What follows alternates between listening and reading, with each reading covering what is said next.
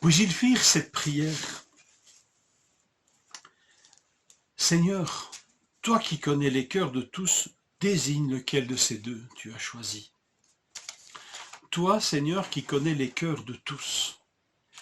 Voilà la conviction profonde qui fonde la prière des apôtres. Conviction profonde de qui est Dieu. Tu es celui qui connaît les cœurs de tous. Alors nous t'approchons avec confiance et nous sommes prêts, Seigneur, à te présenter ce choix et à suivre ta réponse parce que tu connais les cœurs de tous. Méditons un petit peu sur ce que cette expression peut impliquer dans nos vies. Ici, elle fonde une confiance que le Seigneur fera le meilleur choix et que malgré le moyen un peu pittoresque, original, qui ne nous est pas très coutumier, le tirage au sort, ils ont cette conviction, puisqu'ils invoquent Dieu qui connaît les cœurs de tous, et bien que même au travers de ce moyen, sa volonté va se manifester et qu'ils y obéiront. Cette connaissance du cœur par Dieu est tellement grande et tellement importante que déjà dans l'Ancien Testament, on trouve cette prière qui est peut-être connue de tous, celle du psaume 139, verset 23. « Sonde-moi, ô Dieu, et connais mon cœur. Éprouve-moi et connais mes pensées. Regarde si je suis sur une mauvaise voie et conduis-moi sur la voie de l'éternité. » Savoir que Dieu connaît mon cœur mieux que moi-même. Alors bien sûr, ça peut être parce que je suis sur une mauvaise voie et que mon cœur mauvais peut m'y entraîner, comme pourrait l'impliquer le psaume 139. Mais dans ce psaume 139, c'est une prière ouverte. Le Seigneur a aussi le droit de dire que tu es sur une bonne voie. Sonde-moi et regarde si je suis sur une mauvaise voie. Mais si le Seigneur voit que je suis sur une bonne voie, il faut être ouvert pour le fait qu'il puisse me le dire aussi, même en sondant mon cœur. Donc en sondant mon cœur, Dieu ne va pas y trouver nécessairement que du mauvais.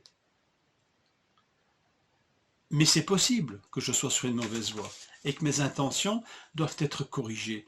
C'est une prière ouverte.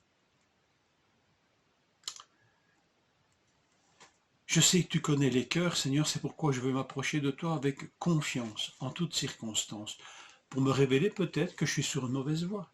Mais aussi comme dans Acte 15:8, où nous retrouvons la même expression qui est peu fréquente, ce verbe que nous trouvons dans Acte 1, et tu connais les cœurs, se retrouve uniquement dans Acte 15:8. Et là, c'est l'apôtre Pierre qui est en train de défendre la cause des païens, de Corneille notamment, et de sa famille. Parce que les païens viennent en masse à la fois, et cela génère des tensions dans l'église de Jérusalem, majoritairement juive. Alors, ici Pierre, il résume, et il dit ceci avec autorité. Mais le Seigneur, qui connaît les cœurs, leur a rendu témoignage, en leur accordant l'esprit aussi bien qu'à nous. Dieu qui connaît les cœurs rend témoignage en faveur. Il prend la défense. Il connaît les cœurs, il connaissait le cœur de Corneille et de ceux de sa famille et de tous ceux qui étaient là, et le Seigneur a trouvé que ces cœurs étaient suffisamment ouverts et suffisamment conformes à ce qu'il voulait que pour leur accorder l'Esprit Saint. Alors, cet examen du cœur ne débouche pas nécessairement sur la mise en évidence de nos noirceurs et de nos turpitudes, mais il peut mettre aussi en évidence des qualités que je n'y soupçonnais même pas, comme la foi par exemple, ou le besoin d'être sauvé. Béni sois-tu Seigneur, parce que tu peux rendre témoignage, toi qui connais les cœurs, tu rends témoignage en faveur de ceux dont tu connais les cœurs. Béni sois-tu Seigneur. Et ça va peut-être encore plus loin, ici je prends l'épître de Jean, 1 Jean 3:20, il est dit que si notre cœur nous condamne, Dieu est plus grand que notre cœur et il connaît toutes choses. Alors il se peut que dans un huis clos un peu morbide que nous pouvons entretenir avec nous-mêmes, nous sondons notre cœur et à nos yeux nous n'y trouvons que dévastation, que noirceur, que manque, et on peut être tellement sévère. Notre cœur nous condamne et on vit dans cette autocondamnation.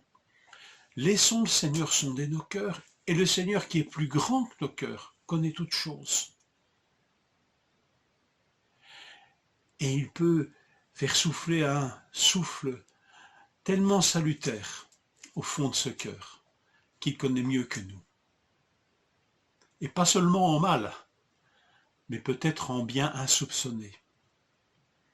Donc n'ayons jamais peur, en tous les cas, de nous présenter devant Dieu, sachant qu'il est celui qui connaît nos cœurs mieux que nous-mêmes.